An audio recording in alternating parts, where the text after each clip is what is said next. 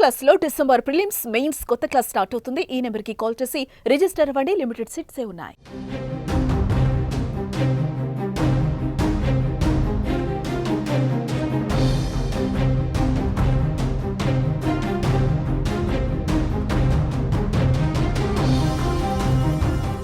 కామారెడ్డి జిల్లాలో triangle death mystery ఉత్కంఠ రేపుతుందని చెప్పుకోవచ్చు. ఓ ఎస్ఐ, మహిళా కానిస్టేబుల్, కంప్యూటర్ ఆపరేటర్ అదృశ్యమై చెరువులో విగత జీవులుగా కనిపించడం ఇప్పుడు సంచలనంగా మారింది.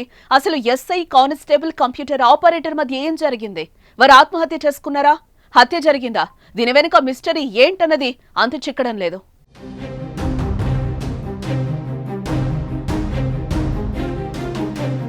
బీబీపేట పోలీస్ స్టేషన్లో పనిచేసే కానిస్టేబుల్ శృతి బుధవారం సాయంత్రం నుంచి అదృశ్యమైంది. డ్యూటీ ముగిసిన తర్వాత రాత్రైనా శృతి ఇంటికి రాకపోవడంతో ఆమె తల్లి తాడ్వాయిలో కానిస్టేబుల్ గా పనిచేస్తున్న శృతి స్నేహితురాలికి ఫోన్ చేసింది. తన కుమార్తె ఇంకా ఇంటికి రాలేదని, ఫోన్ చేస్తే స్విచ్ ఆఫ్ వస్తోందని చెప్పింది. కొద్దిసేపటి తర్వాత శృతి స్నేహితురాలు పోలీస్ స్టేషన్ కు వెళ్లి సమాచారం ఇవ్వాలని సూచించింది. దీంతో శృతి తల్లి పోలీసు అధికారుల దృష్టికి విషయం తీసుకెళ్లారు. అప్రమత్తమైన పోలీసులు శృతి ఫోన్ లొకేషన్ ట్రేస్ చేశారు.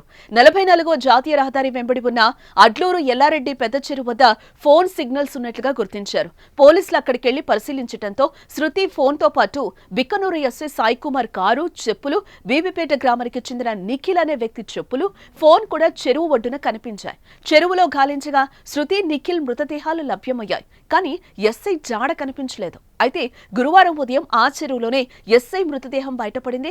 ఈ 3 మరణాల వెనుక మిస్టరీ ఏంటన్నది తెలియాల్సిందే. నిఖిల్, శృతి ఒంటిపై గాయాలు కూడా ఉన్నట్టుగా తెలుస్తోంది. దీంతో ముగ్గురి మధ్య ఏదైనా ఘర్షణ జరిగిందా? ఆత్మహత్య చేసుకున్నారా? హత్య జరిగిందా?